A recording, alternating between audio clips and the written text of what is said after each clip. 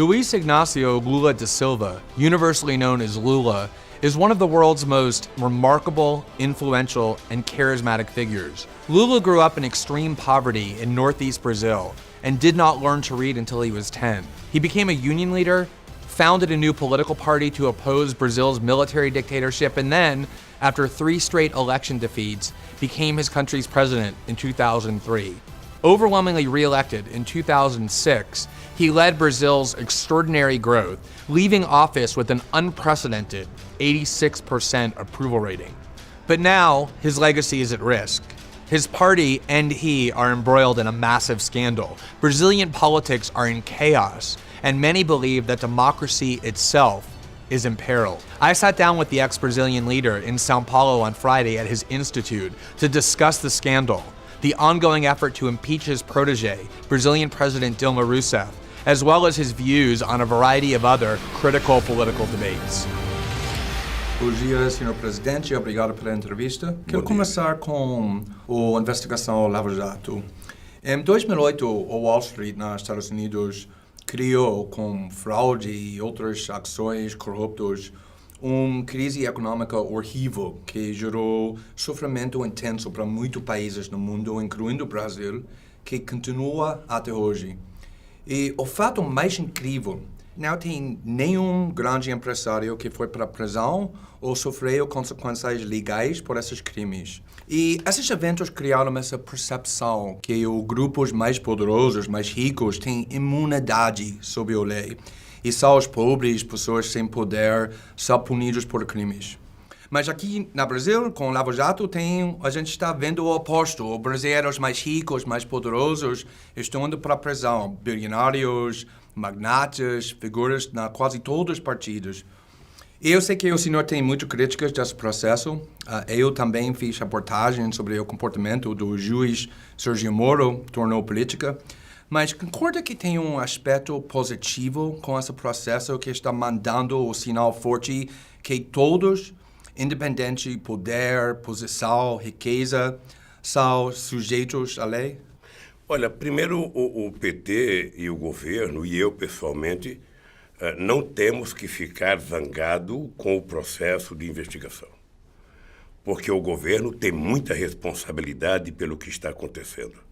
Ou seja, foi exatamente no governo do PT que nós criamos todas as condições para as instituições funcionarem corretamente.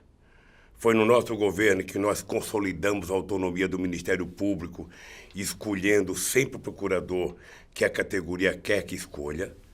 Fomos nós que fizemos a Polícia Federal funcionar, investindo muito na contratação de pessoas e investindo muito na inteligência e na autonomia da Polícia Federal.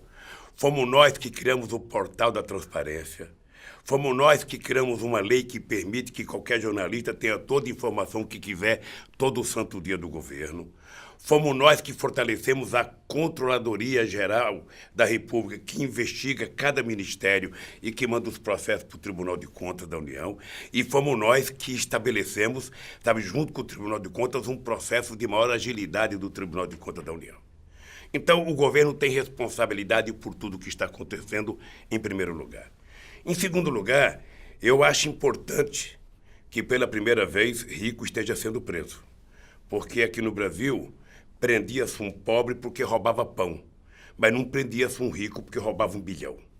Prendia-se um pobre porque roubava remédio, mas não prendia um cidadão rico que sonegava imposto de renda. Esse é um aspecto positivo? Esse é um aspecto positivo. Aspecto positivo que eu acho muito importante, e isso faz com que a gente possa sonhar que um dia esse país seja um país realmente sério. O que eu acho negativo? E é uma pergunta que eu faço todo santo dia a mim mesmo. Será que para você fazer o processo de investigação que você está fazendo, é preciso fazer disso um Big Brother? É preciso fazer disso um espetáculo de pirotecnia todo santo dia, sem levar em conta que você pode estar condenando por uma manchete de jornal ou por uma reportagem na televisão alguém que depois venha a ser inocente? É possível fazer essa mesma investigação, prender as mesmas pessoas sem fazer a pirotecnia? Eu acho que é. É possível analisar quanto é que está custando essa operação e, ao mesmo tempo, quanto é que ela vai reverter aos cofres públicos e quanto ela está custando ao Brasil? Quanto que essa operação está implicando no custo do PIB, no custo do desemprego, na quantidade de dinheiro que deixou de ser investido nesse país? Mas o senhor acha que esse processo é sobre destruindo o PT, porque 60% dos membros dos políticos que são acusados do Lava Jato, por exemplo, são membros do PP, o partido na direita, não o PT. Eu vou entrar nessa história do PT, sabe, que eu espero que haja uma pergunta específica sobre isso, que é o seguinte. Primeiro, quando você faz uma lei e você estabelece condições das instituições funcionar corretamente, não tem proteção. A única proteção é a pessoa andar de acordo com a lei. É a pessoa fazer as coisas corretas. É as pessoas não cometerem erro. E se o PT comete erros, o PT tem que pagar como qualquer outro partido político tem que pagar, ou como qualquer outra pessoa que não pertence a partido político. Afinal de contas, a lei é para todos. É assim que a gente consolida a democracia no Brasil e em qualquer parte do mundo. Segundo, o que eu acho estranho na delação premiada, eu denunciei isso em dezembro de 2014, não é agora. O que eu acho esquisito é o processo de vazamento seletivo das notícias, normalmente contra o PT. Quando sai uma denúncia de um outro partido político, não passa de uma letra pequena nos jornais, 5 segundos na televisão. Quando é uma coisa contra o PT, é 20 minutos na televisão e é a primeira página de todos os jornais. Numa demonstração clara e visível que há a tentativa há 2 anos da criminalização do PT. Então, vamos discutir nessas críticas daqui a um minuto, mas quero perguntar, várias vezes o senhor chamou esse processo do impeachment contra o presidente Dilma de golpe. E a Constituição brasileira prevê explicitamente o impeachment e também esse processo é sob a autoridade do Tribunal Supremo com 11 membros, 8 que foram apontados do PT, 3 para o senhor, 5 para o presidente Dilma. E também esse tribunal já tomou decisões importantes em sua favor. Como pode chamar esse processo de golpe? Mas tomou decisões contra também, muitas. Ou seja, deixa eu lhe dizer... É sempre então, todos os tribunais. Mas como pode ser um golpe quando é sob a autoridade um tribunal assim? Eu vou lhe dizer porque é um golpe. É um golpe porque, embora esteja previsto na Constituição brasileira o impeachment, para que a pessoa seja vítima do impeachment, é preciso que ela tenha cometido um crime de responsabilidade. E a presidenta Dilma não cometeu crime de responsabilidade. Portanto, o que está acontecendo é a tentativa de algumas pessoas tentarem chegar ao poder desrespeitando o voto popular. Ou seja, qualquer um tem o direito de querer chegar à presidência da República. Qualquer um. É só disputar. Eu perdi 3 eleições, 3, não encurtei o caminho, esperei 12 anos para chegar à presidência da República. Portanto, qualquer pessoa que quiser chegar à presidência da República, ao invés de querer derrubar o presidente, é melhor concorrer a uma eleição como eu concorri 3. Perdi e não fiquei zangado. Então, eu acho que por isso que o impeachment é ilegal, porque não tem crime de responsabilidade. Na verdade, eu acho que as pessoas querem tirar a Dilma, sabe, desrespeitando a lei, cometendo, na minha opinião, um golpe político, que isso é golpe político. Não pode ganhar a eleição. Mas quero perguntar, o PT pediu um impeachment dos 3 presidentes antes da presidência do senhor. O senhor acha que os 3 presidentes cometeram crimes de responsabilidade que justificaram o impeachment? Não, veja, o PT tinha pedido o impeachment para o Collor e aconteceu porque tinha cometido o crime de responsabilidade. Do Fernando Henrique Cardoso, a Câmara nem aceitou. A Câmara nem aceitou o pedido de impeachment, portanto, morreu ali mesmo. Tá? Talvez porque não tivesse crime de responsabilidade. Agora, esse pedido de impeachment também poderia ter sido recusado. Por que ele foi colocado, por que foi aberto o processo e foi constituída a comissão? Porque o presidente da Câmara ficou zangado porque o PT não votou com ele na comissão de Quero ética. perguntar sobre E ele resolveu se vingar do PT, sabe, tentando criar o impeachment da presidenta Dilma. Porque eu acho um abuso muito grande nesse momento Então, político. eu quero perguntar sobre o Eduardo Cunha, o presidente da Câmara dos Deputados, porque a evidência da corrupção dele é esmagadora. Descobriram contas do Swiss Bank com milhões de dólares sem explicação. Além disso, ele claramente mentiu para o Congresso quando ele negou que tem contas em bancos estrangeiros. Como explicar para estrangeiros, ou para brasileiros também, como um político tal corrupto pode permanecer não só um líder do Congresso Nacional, mas também liderar o processo do impeachment contra o presidente da República? O que é mais grave é como é que a imprensa trata ele com uma certa normalidade e não trata a Dilma com normalidade. Ou seja, na verdade, a Dilma está sendo julgada por pessoas que são acusadas e ela não tem uma acusação contra ela. A acusação que tem das pedaladas não foram crime, não foram cometidas, sequer foi julgadas as contas da Dilma pelo Congresso Nacional. Como explicar isso? Porque acho que tem muitos estrangeiros não podem entender. Não tem explicação a não ser o domínio da insanidade mental de algumas pessoas nesse país. O Congresso Nacional poderia se respeitar, sabe, levando em conta que não existem condições políticas de fazer o julgamento da Dilma tal como eles estão fazendo. O Eduardo Cunha não tem respeitabilidade, nem congressual, nem na sociedade para fazer isso, mas acontece, às vezes, até com uma certa proteção de determinados setores da mídia nacional, o que eu acho muito grave. O que me preocupa mais em tudo isso é que o Brasil só tem 31 anos de democracia. É o mais longo período de democracia continuada nesse país. E o que nós estamos fazendo nesse momento é tentar brincar com a democracia. E com a democracia a gente não brinca, porque toda vez que a gente brinca com a democracia, toda vez que a gente nega a política, o que vem é pior. Então, existem fortes evidências mostrando corrupção dentro dos partidos da oposição do governo do PT. Isso é bem claro. Mas o senhor concorda que também que tem um problema grave com corrupção dentro do PT? Deixa eu lhe falar uma coisa. Até agora, na verdade, o que existe é um processo de delação. No caso do tesoureiro do PT, ele foi condenado num processo de delação que ainda está num processo que vai ser julgado. Ele disse que não fez. Ora, na delação premiada, você tem a tese da concussão, ou seja, o empresário que está preso, ele vai se livrar da sua prisão tentando jogar a culpa do crime em cima de alguém. Qualquer dia alguém pode citar que você, sabe, foi beneficiado com a doação de uma empresa. O que eu acho fantástico e hilariante é que as empresas têm dois cofres. Um cofre de dinheiro honesto e um cofre de dinheiro corrupto. O cofre de dinheiro honesto é para o PSDB, é para o PMDB, é para os outros partidos. O cofre de dinheiro podre é para o PT. É no mínimo insanidade mental acreditar nisso.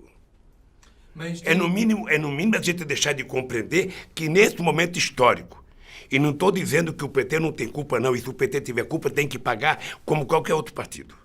Tá? O PT não é imune. O que eu estou dizendo é que nesse Mas momento... tem um problema grave. Nesse momento histórico, o que existe é a tentativa de criminalizar o PT, de tirar a Dilma e de tentar evitar qualquer possibilidade do Lula voltar a ser candidato a presidente nesse país. Entendo os motivos e tudo isso, mas quero só ficar bem claro sobre essa questão. Se o senhor acredita que, claro, tem muitos problemas intensos, acho que pior, em muitos casos, com corrupção em outros partidos, incluindo partidos que está liderando o processo do impeachment contra Dilma. Mas também o senhor é um das fundadoras do PT, uma pessoa mais importante dentro do PT com o presidente Dilma, aceita que tem um problema grave com corrupção dentro do seu partido. Eu acredito que tem problema no meu partido. Não acredito que... Eu vou lhe contar uma coisa. Quando começou o mensalão, determinados setores do meio de comunicação dizia que era o maior processo de corrupção da história do planeta Terra. Depois foi chegando o processo, foi ficando difícil de provar. Foi ficando difícil. Ou seja, aí, para consolidar o processo, inventaram a história, sabe, da lei do domínio do fato, a teoria do domínio do fato. Ou seja, eu não preciso ter provas. Sabe, você é o chefe da redação, você é o culpado. Foi assim que aconteceu no Mensalão. E agora eles estão construindo uma outra tese. Você veja que nós fizemos a campanha em outubro de 2014, uma revista escreveu uma manchete: Lula e Dilma sabia de tudo, tá lembrado? Sim, claro. Você tá lembrado? Deixa eu lhe contar uma coisa. Eu tô há 2 anos. Todo santo dia tem um artigo. Todo santo dia tem um Twitter. Todo santo dia eu recebo a informação: olha, prenderam tal pessoa que vai dizer que o Lula está envolvido. Para ser claro sobre esse ponto, quero só ficar claro com isso. O ex-líder do PT no Senado, o Decidio Amaral, disse que o senhor sabia sobre os esquemas da propina e também comandou isso. Deixa eu lhe falar, o Delcídio queria escapar da cadeia. O Delcídio é uma pessoa que tinha uma forte relação com a Petrobras antes do PT. Ele teve forte ligação com a Petrobras no governo do Fernando Henrique Cardoso, ele teve várias ligações com a Petrobras porque ele foi do setor durante muito tempo. Ou seja, o Delcídio mentiu descaradamente. Com qual motivo? Para sair da cadeia, obviamente. Tá. Para sair da cadeia. Muitas pesquisas agora revelam uma forte e extensa indignação com o governo e com o PT, incluindo entre pessoas que foram apoiadores do PT durante há muito tempo. O senhor acredita que toda essa raiva para o PT é ilegítimo ou aceita que um partido é válido? Veja, eu não acredito que o ódio estimulado contra o PT vai prevalecer a vida inteira. Hoje, nós estamos vivendo um momento em que o ódio é estimulado 24 horas por dia contra o PT. O partido que mais fez política social nesse país e o partido que em apenas 12 anos mudou a história desse país. Demos cara aos trabalhadores, demos cara e cidadania aos pobres desse país, demos tudo o que eles nunca tiveram. Por isso, o ódio estimulado de pessoas que não sabem repartir os espaços públicos com aqueles do andar de baixo. Eu estou tranquilo, e é por isso que eu discuto essa coisa com muita tranquilidade, porque eu tenho dito o seguinte: eu duvido que tenha um empresário, amigo ou inimigo, que diga que um dia discutiu 10 centavos comigo. Veja, eu tô vendo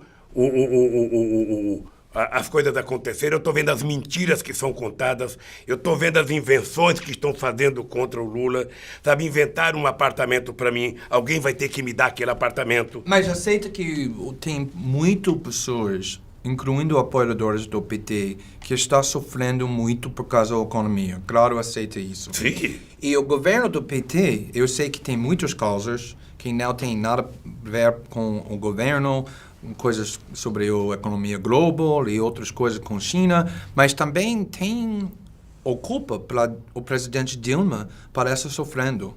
Veja, vamos entrar na parte econômica agora. Vamos entrar na parte econômica. Veja, o Brasil hoje está sofrendo os efeitos mais perversos de uma crise mundial causada pelo sistema, sabe, econômico do mundo. Ou seja, foi exatamente nos Estados Unidos que começou a crise econômica mundial. Né?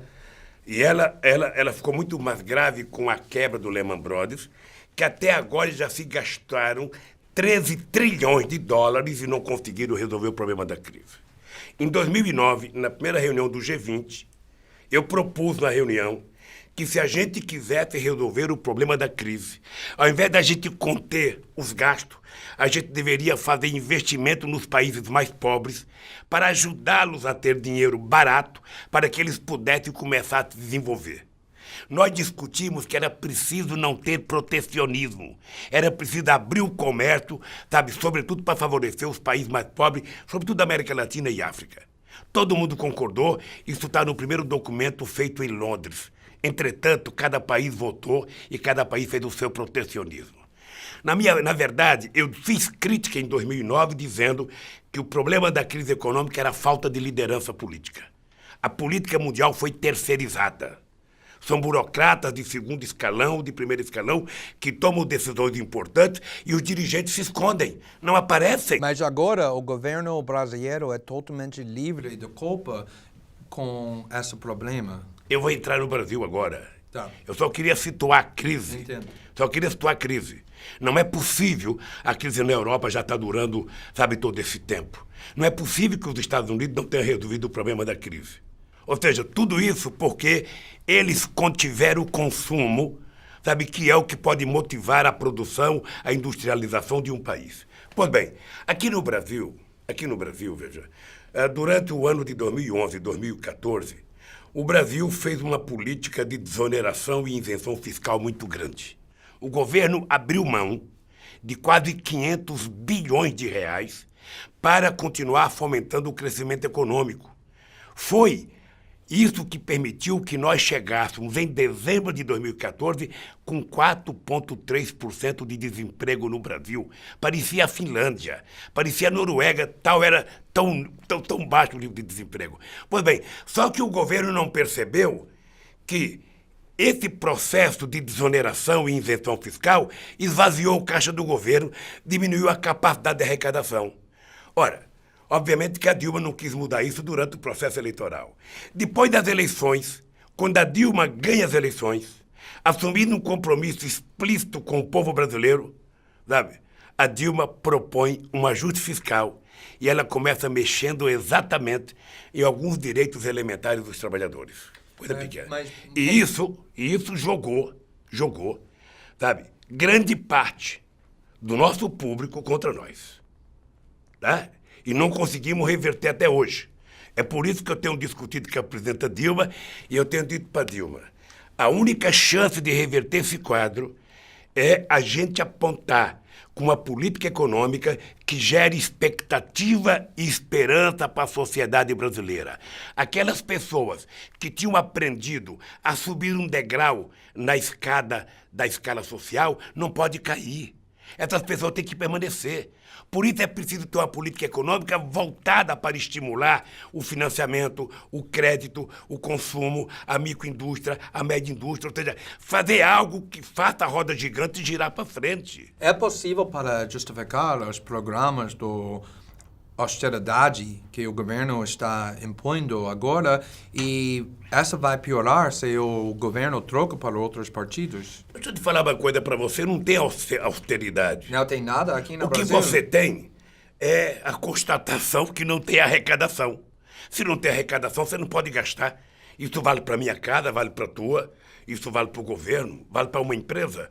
Ou seja, o governo diminuiu a sua capacidade de arrecadação porque o governo acreditou que a economia mundial iria se recuperar muito rapidamente e ela não se recuperou e o Brasil não se recuperou. Agora, o que você tem que fazer? O governo não pode ficar mais um ano falando em corte. O governo agora tem que falar em crescimento, Sim. Tem que falar em investimento. Se não tem dinheiro público no orçamento, nós temos que fazer financiamento, nós temos que procurar parceiros, temos que construir projetos estratégicos com outros países. Porque agora, em época de crise, a gente tem que fazer aquilo que a gente não consegue fazer em tempo de normalidade. Você tem que ser mais ousado, mais corajoso e fazer coisa nova. Existe crença comum no Ocidente que o PT é parecido com os partidos da esquerda, por exemplo, como na Bolívia, ou Venezuela, Cuba, Equador, e que o senhor e Dilma querem colocar o Brasil no mesmo caminho. E também estou ouvindo muito isso aqui no Brasil, entre brasileiros. Isso é verdade? Quais são as diferenças principais entre o PT e esses partidos? Não seja injusto com o PT, pelo amor de Deus, porque o PT tem muita ligação com o SPD alemão, com o Partido Trabalhista inglês. com o Partido Socialista Francês, com o Partido Quais são as Socialista diferenças Espanhol. O PT tem muita principais relação. O PT, veja, entre o PT e os partidos da esquerda na América Latina? Deixa eu lhe falar, Tá. o PT, ele é o maior partido de esquerda da América Latina. O PT definiu, o PT nem sequer definiu o tipo de socialismo que o PT quer, porque o PT diz que o socialismo será a construção, sabe, será construído pelo povo, não será o PT que vai dizer, meia dúzia de intelectuais, dizer que tipo de socialismo nós queremos. O PT é um partido muito mais aberto do que outros partidos de esquerda na América Latina. Tá. O que nós somos é maior, sabe? O partido é um partido muito plural. Não tem nenhum partido no mundo que seja democrático e aberto como o PT. Dentro do PT convive tudo que você imagina. É como se fosse uma arca de Noé. Ou seja, qualquer pessoa e qualquer pensamento político ele pode entrar no PT. O que ele precisa ter consciência é que quando o PT decide, aquilo que o PT decidiu passa a ser obrigação de todos os petistas. O senhor fez uma coletiva 2 semanas atrás para o mídia internacional e disse alguma coisa muito interessante sobre o juiz Sergio Moro. O senhor disse que ele é uma figura inteligente, competente, mas, para usar suas palavras, sendo humano, pessoas com muito poder e muita adoração são vulneráveis à tentação ao abuso do poder. Isso se aplica para o senhor também? É que eu não tenho nenhum poder. Não tem nenhum poder? Eu não tenho nenhum poder.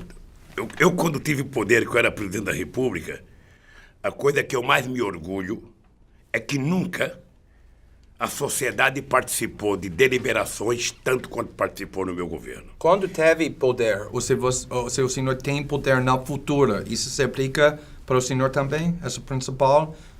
Que a pessoa com muita adoração, muito poder, são vulneráveis à tentação do abuso do poder? Eu acho que todo mundo com muito poder é vulnerável. Que a gente... E sobretudo, não é todo ser humano que consegue suportar, sabe, a popularidade, a mídia, a fotografia, uma imagem, sabe? Isso pode prejudicar muita gente. Eu já vi muita gente, desde jogador de futebol, a jogador de beisebol, sabe? A jogador de snooker, a juiz, a presidente da República, a deputado, a senador, se prejudicar. O senhor também precisa lutar contra esse perigo? Lógico. Desde quando eu era dirigente sindical, eu sempre tive consciência de não me permitir deixar influenciar pelo sucesso da mídia. Eu sei quanto é bom sair na capa de um jornal. Eu sei quanto é bom sair na capa de uma revista. Eu sei quanto é bom aparecer na televisão todo dia. Agora, se você não tiver cuidado e não tiver senso de responsabilidade, você pode enveredar por um caminho totalmente equivocado. E eu vou dizer para você uma coisa: todo homem que se acha imprescindível, todo homem que se acha insubstituível, começa a virar um ditador. E quando começa a virar um ditador, isso é muito ruim. Quero discutir o papel mídia brasileiro, incitando os protestos e pressionando a saída da Dilma. Como uma jornalista que não é brasileiro, mas mora aqui no país há muito tempo, estou chocado com o mídia aqui, como organizações Globo, Veja, Estadão. Estão tão envolvidos no movimento contra o governo, defendendo os partidos da oposição. Eles fingem ter imparcialidade, mas na realidade agem como principal ferramenta da propaganda. O controle das organizações do mídia por poucas famílias muito ricas aqui no Brasil é um perigo para a democracia? É. Por quê? Deixa eu lhe falar uma coisa, porque eu penso que o que é ideal no mundo, o que seria ideal, era que você tivesse uma imprensa altamente democrática, que tivesse sua opinião política e ela fosse expressa no editorial, mas que fosse muito, muito fiel aos fatos. Que não tivesse versão, que tivesse os fatos. Bem, pois bem, aqui no Brasil hoje você não tem partido de oposição. Aqui no Brasil hoje quem faz oposição é, na verdade, a mídia. O Globo, Você tem 3 jornais, Sim, 3 revistas sim. e os canais de televisão que fazem oposição aberta ao governo. Sim. Convoca passeata, convoca protesto. Estão estimulando ódio. Veja, eu perdi 3 eleições. E cada eleição que eu perdi, eu voltava para casa. Eu ia lamentar com a minha mulher, ia lamentar com meus companheiros do PT. E esperava 4 anos para me preparar. Perdia outra vez. Voltava para casa, ia me lamentar, sabe? Perdi outra vez. Até que um dia eu ganhei. E eles não sabem perder. Eles não sabem perder, ou seja, eles perderam uma eleição da Dilma. Sabe? E eles continuaram no palanque até hoje. Como o partido é frágil, a imprensa assumiu o papel de ser o partido. Isso é grave, isso é um risco para a democracia. Veja, eu quando terminei o mandato em 2010, nós tínhamos feito uma conferência nacional de comunicação. E nós preparamos um anteprojeto de regulação, que poderia ser modelo americano, modelo inglês, modelo francês, sabe? Nada modelo Cuba, nem nada modelo China. Ou seja, lamentavelmente não foi encaminhada ao Congresso Nacional, porque a nossa regulamentação é de 1962. A gente não tinha internet, a gente não tinha fax, a gente não tinha nada. Não tinha TV digital, não tinha satélite, não tinha nada. A nossa regulamentação é de 62. E eles não querem mudar. Ora, então eu penso que esse é um tema, é um debate que vai voltar. Mas essas organizações do média, pelo menos aceitaram, ou talvez apoiaram, a candidacia do senhor na 2002, 2006. Concorda com isso? Não. Em 2002, veja, em 2002 estava certo que eu ia ganhar as eleições. Em 2002 eu nunca tive preocupação porque algo me dizia que aquela eleição era minha vez de chegar à presidência. Obviamente que a imprensa não foi hostil a mim.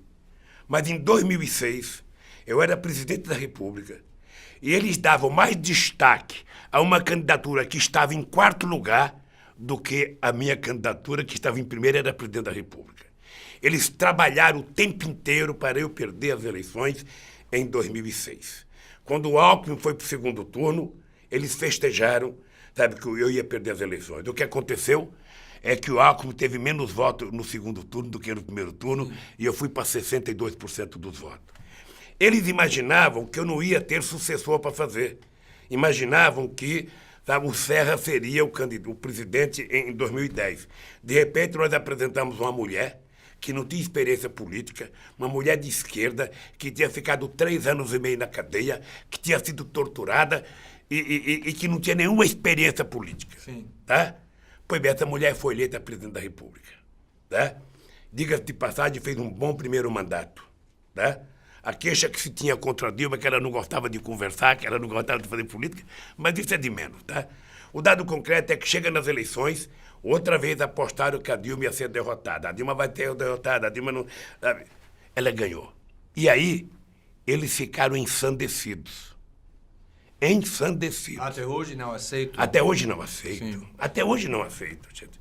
Até hoje não aceito. Quero trocar um pouco o assunto. Quando apareceu reportagem sobre como o NSA está fazendo espionagem contra o Brasil, o senhor, como a Dilma, denunciou isso muito intenso, falando que é uma invasão da privacidade extrema.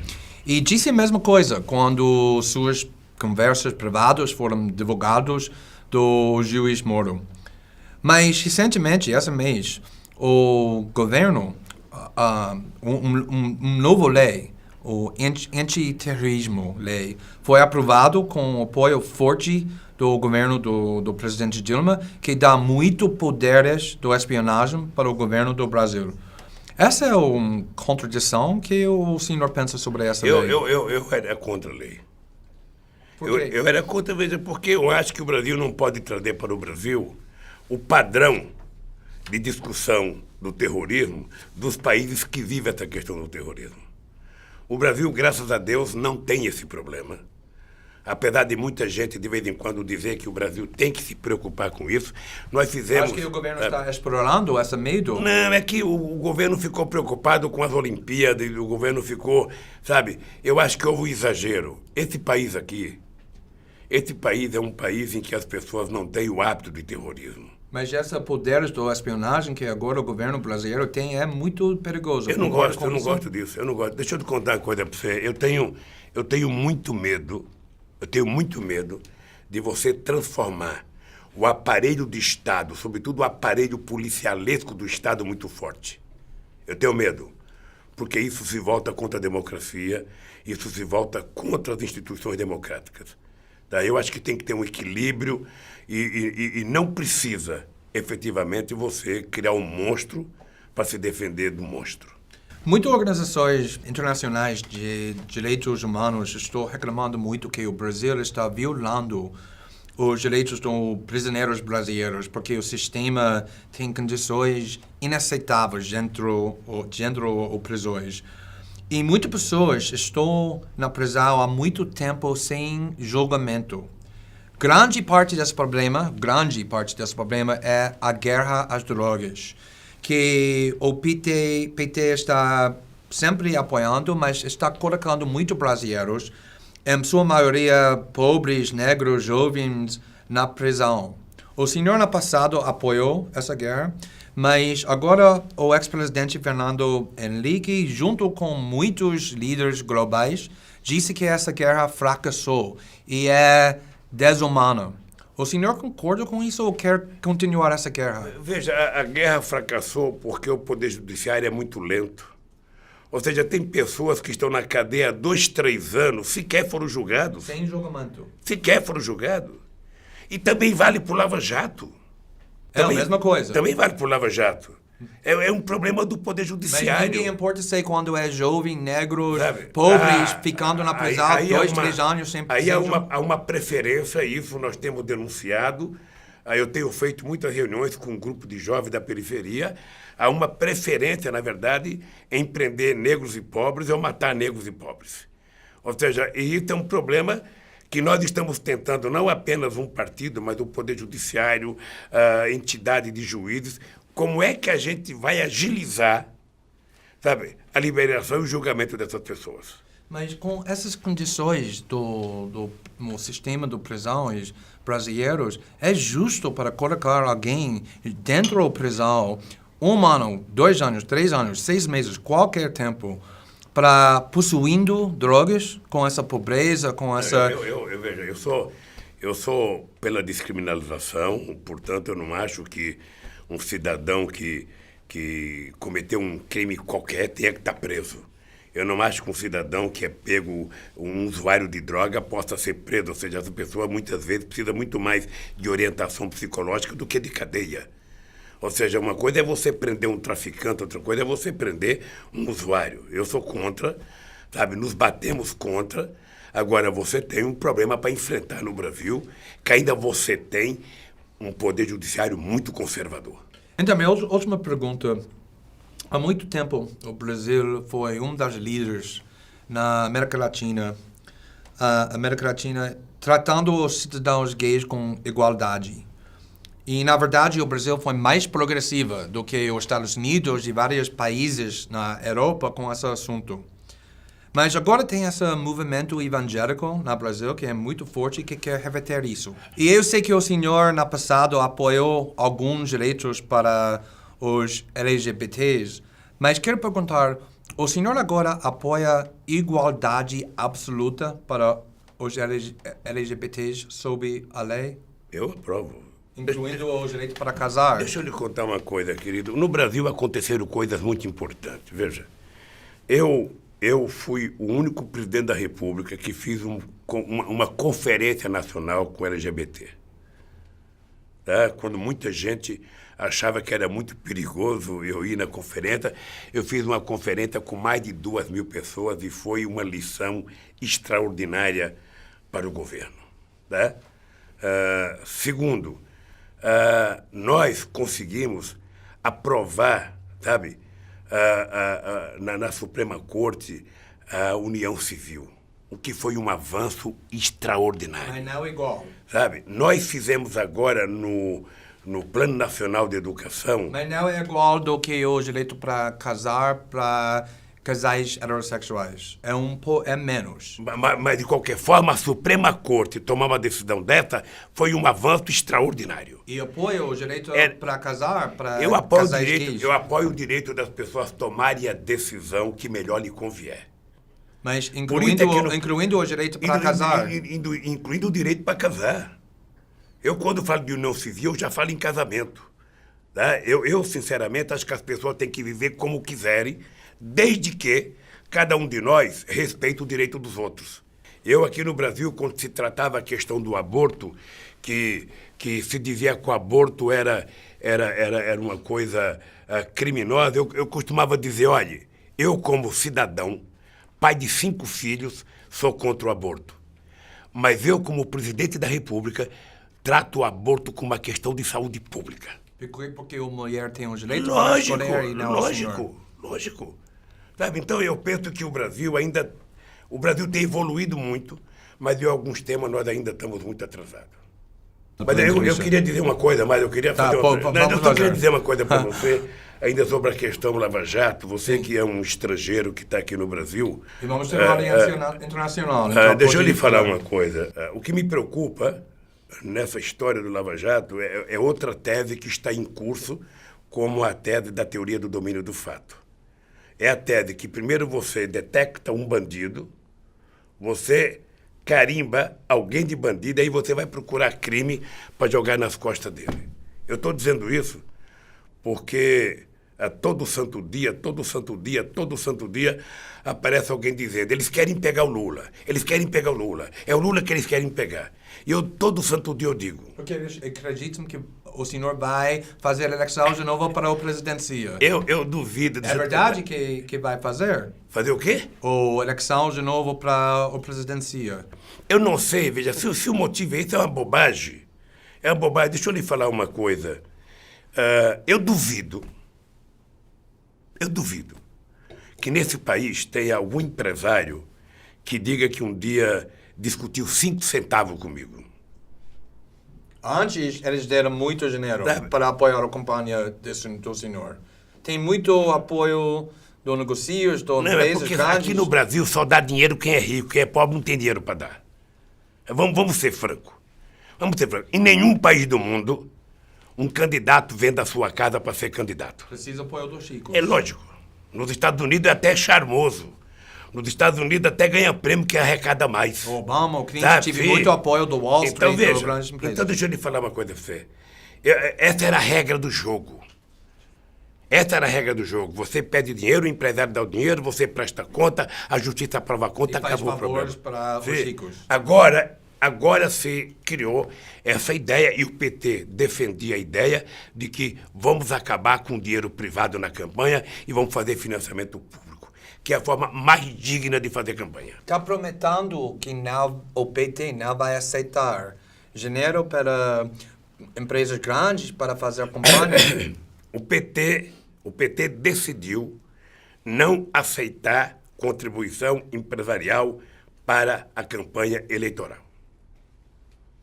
Portanto, eu acho uma coisa extraordinária, uma coisa corajosa, e isso pode fazer renascer o PT com muito mais força. E se o senhor faz eleição na futura para a presidência, vai manter com essa promessa? Lógico, porque eu já sou muito conhecido. Mas tem muitas críticas da esquerda que o PT está apoiando muito com essa ideologia do neoliberalismo, que está protegendo o interesse dos ricos em vez de os interesses dos pobres. Isso é válido em parte? Não, nós vamos ter, na verdade, é que outra vez utilizar os trabalhadores e as pessoas mais humildes desse país para fazer a economia do Brasil voltar a crescer. Para isso nós precisamos de financiamento, de crédito e de parcerias. E isso, graças a Deus, eu quero ajudar a Dilma a fazer. Bom, agora muito obrigado pela entrevista, senhor presidente. Obrigado a você. Tá bom.